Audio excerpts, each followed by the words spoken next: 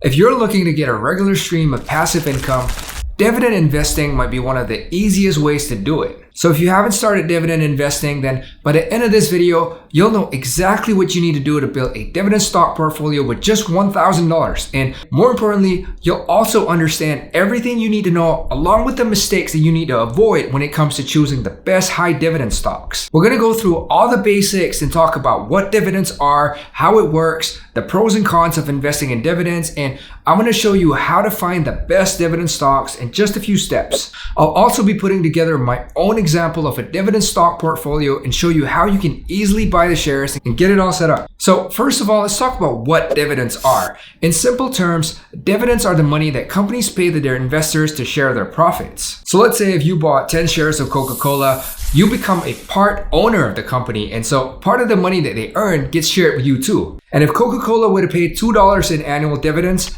hypothetically, then you will receive $20 for owning those 10 shares. To break it down further, here's how the process works. A company earns profits, then the company's board of directors would approve a plan to share those profits in the form of a dividend, which is usually paid quarterly, monthly, or semi-annually. The company would then announce when the dividend will be paid, along with the amount and the ex-dividend date. The ex-dividend date is important to note because you will only be eligible to receive dividends if you bought the stock before the ex-dividend date. Dividends are usually paid in cash, but in some cases they can also be paid in the form of additional shares of the company's stock. For the dividends paid in cash, you can choose to withdraw it as income, or you can reinvest it and use it to purchase more shares. The thing to note is that not all companies pay out a dividend, so if you're looking to earn dividends, then it's important to choose the right stocks, commonly referred to as dividend stocks. So stocks are broadly categorized into two different categories, namely dividend stocks and growth stocks. A growth stock is a company that is expected to grow at a higher rate compared to the average growth of the overall market, and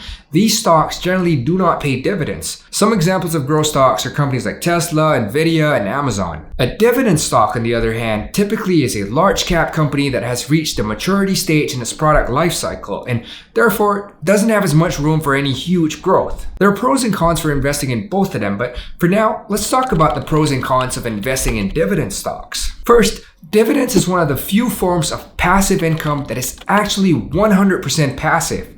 Unlike other things like with starting a business or even real estate, dividend investing does not require you to do a whole lot besides just owning the stock to qualify for dividends, which means technically it can provide you with a reliable stream of passive income. Secondly, dividends can serve to protect you against inflation. See, with the current inflation rate being at about 3%, as long as you have a stock that pays dividends above that, then that could act as a hedge to protect the value of your money against inflation. And third, having some dividend stocks in your overall investment portfolio would protect you from the market fluctuations in general, as most dividend stocks are more stable and their stock prices generally do not fluctuate as much or is not as volatile. So this reduces your overall risk and your portfolio won't be prone to having huge swings up or down. Now, as for the cons of dividend investing, you won't get to enjoy the same potential capital growth that you could with, say, example, a growth stock. This is because most dividend stocks are large cap companies that don't have much room for any further growth. Secondly, dividends are not guaranteed and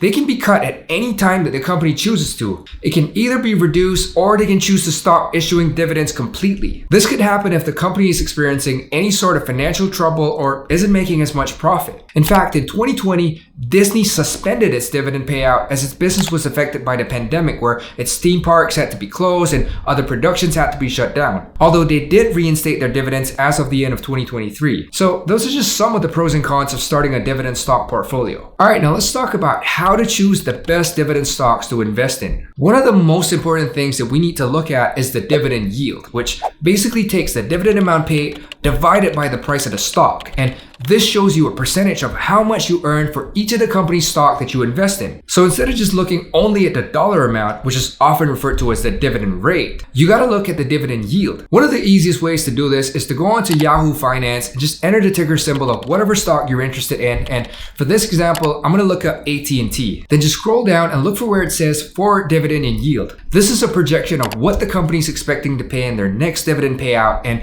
in the case of AT&T, they're paying out a dividend of 6.62%, which is really good, considering that anything between 2 to 6% is generally considered to be a good dividend yield. So while you might be tempted to find the stocks that have the highest dividend yield, you have to be careful to make sure you don't end up getting into what's referred to as a dividend trap. You see, high dividend yields are not always a good thing because stocks that pay too much in dividends might not be reinvesting enough of their profits back into the company to keep it sustainable. So then one thing you can do is to look at the dividend payout ratio, and this basically tells you how much of their profit is being paid out in dividends. Generally, a healthy range is somewhere between 35 to 55%. A company that distributes about half of its earnings is usually a company that is well established and a leader in its industry. What you don't want is a company that has a payout ratio that is way too high, because that would mean it'll have little money left over to fund its own growth and expansion, and it's definitely not going to be sustainable. You can go to dividend.com and enter the stock ticker symbol, and here in the case of AT&T, we see that they have a payout ratio of 45%, which is well within the healthy range, so we definitely want to include AT&T in our basket of dividend stocks. So these are some ways to steer clear of dividend traps, and for me personally, I also like to make sure that I have at least some very basic understanding of the company's business model before I invest in it. And to make things even easier for us, we can just focus on the dividend aristocrats and dividend kings, which are companies that not only have been consistent with paying out dividends, but have also increased the amount consistently for at least 25 years in the case of dividend aristocrats and 50 years in the case of dividend kings. A quick Google search will bring up the list of the highest yielding dividend aristocrats and dividend kings. So what I've done is I've come up with a list of dividend stocks that I would include if I were starting a dividend portfolio with just $1,000. This is based off of companies where I have some understanding of their business model and that I'm familiar with. So instead of going to a website like FinViz and using their screeners to find the highest yielding dividends that I've never even heard of, I prefer to stick with the big names when it comes to dividend investing. So on this spreadsheet, I've compiled 10 different companies with a decent dividend history across a few different sectors, and it includes companies that you're probably familiar with like Coca-Cola, Johnson & Johnson,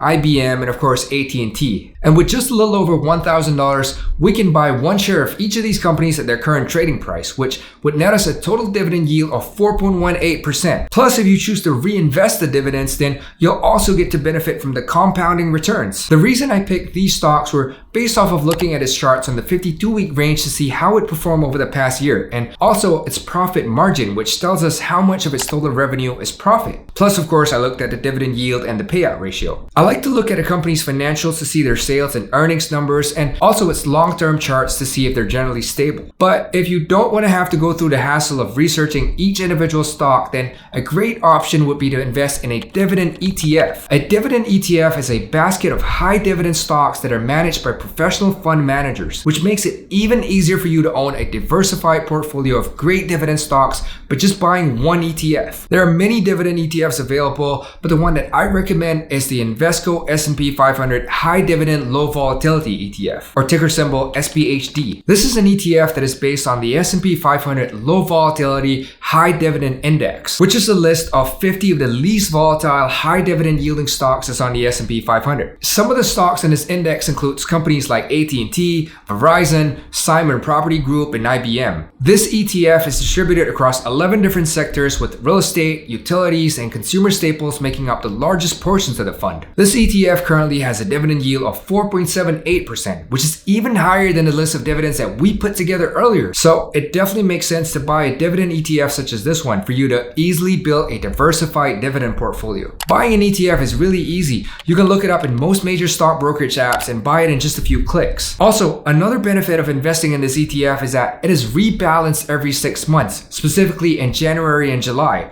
This means that you'll always maintain the same level of diversification across the different industries and market sectors. However, the downside to investing in an ETF instead of buying the individual stocks is that there are additional costs, namely the expense ratio, which is basically the management fees that you're going to be charged. For this ETF, the expense ratio is a whole 0.3%, which would kind of eat into your profits. But for some people, it is worth it considering you're getting the convenience of a professionally managed fund. The alternative to this though would be to look at the list of companies on this ETF and buy the individual stocks directly. That way, you'll be able to avoid any of the unnecessary fees and still get to benefit from these high dividend paying companies. So we've talked about the pros and cons of dividend investing, and I think in general, dividend stocks are a lot safer and you should definitely have some in your portfolio, especially if you're a long-term investor. If you guys found value from this video, please drop a like down below and consider subscribing for more videos like this.